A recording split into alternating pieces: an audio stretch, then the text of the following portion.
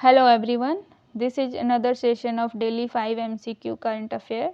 तो आज का पहला क्वेश्चन है, regarding the UN piece keeping consider the following statements. पहला स्टेटमेंट है, the primary objective of UN piece keeping is to facilitate peace and security, protect civilians, support the restoration of stable government structures. दूसरा statement है, UN security council UNSC has authorized a Kenya led multinational security mission to bring stability and manage arising violence in Haiti.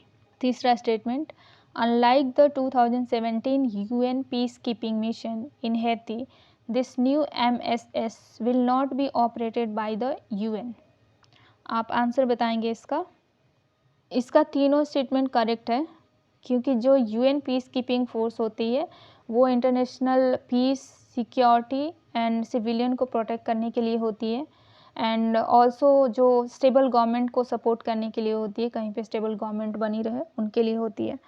और पहला statement correct हो गया। दूसरा statement जो है कि यूएनएससी जो है वो Kenya led multinational security MSS को बनाया था हैती में जो वायलेंस हो रहा था उसके लिए, तो उसके मैनेजमेंट के लिए MSS बनाया गया था। तो दूसरा स्टेटमेंट सही है। पर 2017 में जो MSS जो था यूएन कंट्रोल कर रही थी, वो अब जो है नया वाला MSS जो है वो यूएन के कंट्रोल में नहीं है। तो ये तीसरा स्टेटमेंट भी सही है, करेक्ट है ये। तो ऑल आर करेक्ट। चलते हैं नेक्स्ट क्वेश्चन पे। क्वेश्चन नंबर 2, मीथेन गैस के बारे में स्टेटमेंट दिया है, करेक्ट स्टेटमेंट चूज करना है। तो पहला स्टेटमेंट है, methane is highly potent green house gas responsible for about 30% of global warming since the industrial revolution. दूसरा स्टेटमेंट है, methane has more than 80 times the warming power of carbon dioxide over the first 20 year of its life time in the atmosphere. तीसरा statement है, methane is the primary reason for ground level ozone pollution. आप answer बताएंगे। इसके सारे statement correct है, इसके सारे statement correct है। जो मीथेन है सबसे ज़्यादा पोटेंशियल रखता है ग्रीन हाउस गैस का, ये 30% ज़्यादा ग्लोबल वार्मिंग क्रिएट करता है। जब से इंडस्ट्रियल रिवोल्यूशन हुआ है तब से ये 30% रिस्पॉन्सिबल है ग्लोबल वार्मिंग के लिए। तो पहला स्टेटमेंट करेक्ट हो गया। जो मीथेन का वार्मिंग पावर है वो 80 टाइम्स ज़्यादा है कार्बन डाइऑक्साइड से। Yes, methane is the primary source of ground level ozone pollution, it is also correct. तो तीनों स्टेटमेंट्स करेक्ट है। चलते हैं नेक्स्ट क्वेश्चन पे। Question number 3, regarding the Pusa biodecomposer consider the following statements.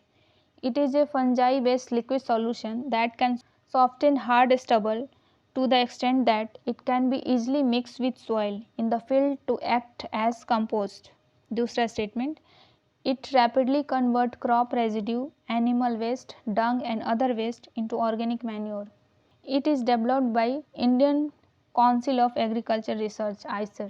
तो बताना कितने करेक्ट हैं इसके statements. All three are correct. ये एक फंजाई बेस्ड लिक्विड सॉल्यूशन है जो कि जो स्टबल है उस पे डाल के उनको उसमें डाल के रखेंगे, तो जो ये फंजाई है वो different type of enzyme secrete करते हैं, जो कि सेलुलोज हो गया, लिग्निन हो गया, पेक्टिन हो गया, जो पैडी स्ट्रॉ में होते हैं उनको डाइजेस्ट करने में हेल्प करते हैं। और उनको जब वो डाइजेस्ट करते हैं तो वो लास्ट में वो डिकम्पोज होके कंपोस्ट बन जाते हैं, जो कि सॉइल में ईजिली मिक्स हो जाते हैं। तो ये पहला स्टेटमेंट सही है। और दूसरा स्टेटमेंट भी करेक्ट है, क्योंकि ये क्रॉप रेजिड्यू जो बच जाते हैं खेतों में, और या एनिमल वेस्ट हो गया, डंग हो गया, इन सब चीज़ों को भी ऑर्गेनिक मैन्योर में कन्वर्ट कर देता है। तो दूसरा स्टेटमेंट भी करेक्ट है। तीसरा स्टेटमेंट है, इसको आइसर ने डेवलप किया था, जो इंस्टीट्यूट है काउंसिल ऑफ एग्रीकल्चर रिसर्च, इन्होंने इसको डिस्कवर किया था। तो ये तीसरा भी करेक्ट है। चलते हैं नेक्स्ट क्वेश्चन पे। Question number 4, with reference to Navratna companies, consider the following statement. पहला स्टेटमेंट है, as of 2023, India has 16 Navratna companies. दूसरा statement, to attain Navratna status, a firm must initially hold the Mini Ratna designation. आप answer बताएंगे। इसके दोनों statement correct है, क्योंकि 2023 तक अभी तक 16 नवरत्न कंपनीज हो चुके हैं, और दूसरा स्टेटमेंट भी करेक्ट है, क्योंकि उनको नवरत्न स्टेटस मिलने के पहले इनको पहले मिनी रत्न डेजिग्नेशन मिलता है, उसके बाद ये नवरत्न मिलता है। और नवरत्न कंपनीज़ का जो है वो स्टार्ट हुआ था 1997 में स्टेटस मिलना। तो ये 6 परफॉर्मेंस क्राइटेरिया होता है इसको मिलने के लिए। इसको मिलने के पहले उनको 60 जो स्कोर होता है, इनका जो 6 परफॉर्मिंग एरिया होता है उसमें 60 से ज़्यादा या 60 स्कोर करना होता है। जो 6 परफॉर्मिंग एरिया होता है वो नेट प्रॉफिट हो गया, नेट वर्थ है, या अर्निंग पर शेयर है, या परफॉर्मेंस है कंपनीज़ की, उस पर बेस्ड होता है। ये सारी क्राइटेरिया होती हैं जो फुलफ़िल करना होता है नवरत्न कंपनी स्टेटस के लिए। चलते हैं अपने नेक्स्ट क्वेश्चन पे। With reference to the medical termination of pregnancy MTP act 1971 consider the following statements. पहला statement, it permits licensed medical professionals to perform abortion in a specific predetermined situation as provided under the legislation. दूसरा statement, MTP Act was amended in 2021 to allow certain categories of women to obtain abortion up to 22 weeks of gestation, rising it from the previous 20 weeks. Answer बताएंगे इसका। इसका एक statement correct है, दूसरा incorrect है। तो ये जो है ये परमिट करता है सम मेडिकल प्रोफेशनल्स को एबॉर्शन के लिए, और ये लीगलाइज्ड है, ये लीगल प्रोविज़न है। और 2021 में जो MTP एक्ट था 1971 वाला, वो अमेंड हुआ था, और इसका जो गेस्टेशन पीरियड सर्टेन वीमेंस के लिए, सर्टेन कैटेगरी ऑफ वीमेन के लिए 22 वीक नहीं, ये 24 वीक इंक्रीज़ हो गया था।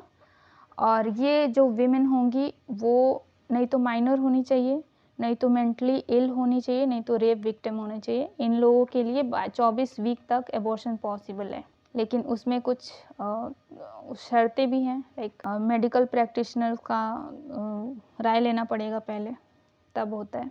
तो इसी के साथ आज का सेशन ख़त्म करते हैं, मिलते हैं नेक्स्ट वीडियो में, तब तक के लिए गुड बाय।